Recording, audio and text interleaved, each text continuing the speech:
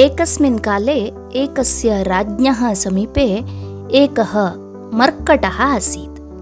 सः मर्कटः सर्वदा राज्ञा सह एव तिष्ठति स्म। सः मर्कटः राज्ञः लघु लघु कार्येषु साहाय्यं करोति स्म। तस्य कार्येण सन्तुष्टः राजा तं मर्कटम् अङ्गरक्षकत्वरूपेण कार्ये नियुक्तवान्। एकस्मिन् दिने राजा शयानः आसीत्। तदा मर्कटः तस्य पार्श्वे उपविश्य तस्मै राज्ञे करव्यजनेन वायुं स्थापयन् आसीत्।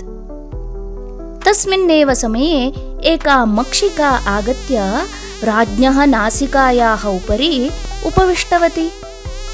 तदा मर्कटः अहं राज्ञः अङ्गरक्षकः अस्मि, अतः मक्षिकया राज्ञः कष्टं न भवेत्, तां वारयामि इति मत्वा व्यजनेनैव तां ताडयितुं यत्नं कृतवान्।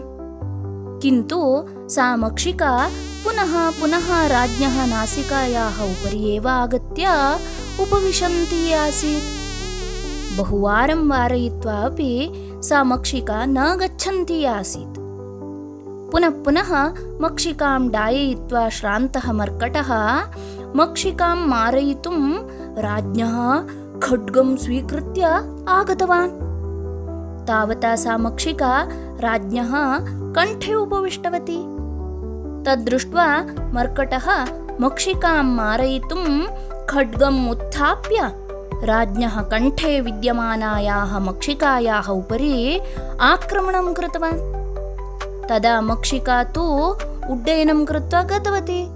किन्तु मूर्खः मर्कटः खड्गेन राज्ञः कण्ठे आघातं कृत्वा राजानं मारितवान्।